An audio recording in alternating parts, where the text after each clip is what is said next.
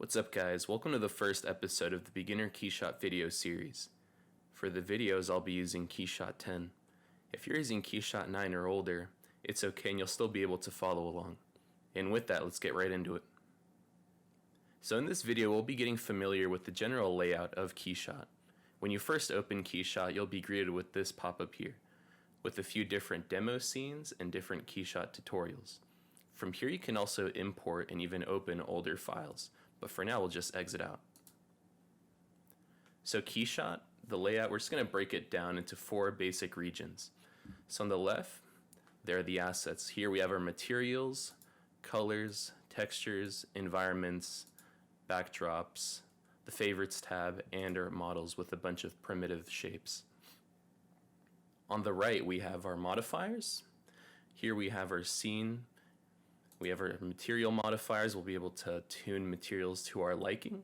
We have our camera settings right here, where we can change up some of the focal lengths and add depth of field. We have our environmental settings, lighting, and image. Here under resolution, we'll actually be able to change the size of the image here in the viewport. So if you do have a weaker computer, you may want to have it at a lower resolution so it can render faster while you're working. And then at the top, we have our ribbon bar. Here we have a lot of useful settings right here, such as our workspace, our performance settings, our pan settings, camera settings, studio, and a few geometry view type settings. And then at the top we have our menu bar. Here we have a lot of useful settings to import, add geometry, or even light geometry, environmental settings, a lot of repetition from the actual assets tab. But here also, most importantly, we have the render tab. Once we go down to the bottom and we finished up a render, we'll get this pop-up right here. Also note if your resolution is very high here at the bottom, you will get a cleaner render, but at the same time, it will take a lot longer to actually render itself. Then after that, we have the options tab. Here we're actually going to be able to change up the number of samples that it renders out to. So for me, I have mine set to 800, but that is because my computer can actually handle that setting. So samples kind of controls the amount of grain you get in your render. So of course, if you do have a low count of samples, you're going to have a ton of grain in your image when it's finished, and the higher the cleaner it is. But also note that the higher the number, the longer it will take. And to kind of get rid of that grain or kind of cut some time, you can come here to the performance part of the ribbon tab. Here you can turn on denoise, which will kind of get rid of some of that grain in the image while you're working and also when you render later on. But do note that with denoise, you'll get rid of some of the texture and some of the finer details.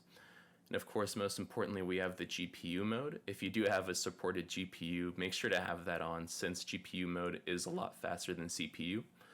Then we have performance mode. This doesn't actually affect your final render, but when you work, this is super effective for when you're moving stuff around and you don't want a ton of grain while you work. Then there's the pause to pause everything from rendering when you kind of leave the whole program.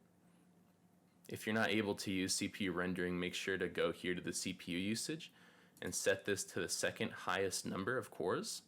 This will actually allow you to still be able to work on other things within Keyshot while your stuff renders. Here I have mine set to 10 cores, 83%. And with all of these settings, there are actually a ton of shortcuts. So to see all the shortcuts, you actually press K on the keyboard, and you'll get this pop-up here with a ton of hotkeys to kind of speed up your workflow.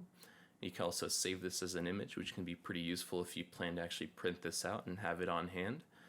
And yeah, this concludes the video. Stay tuned for the second video where we go over the special ingredients to get more photorealistic renders.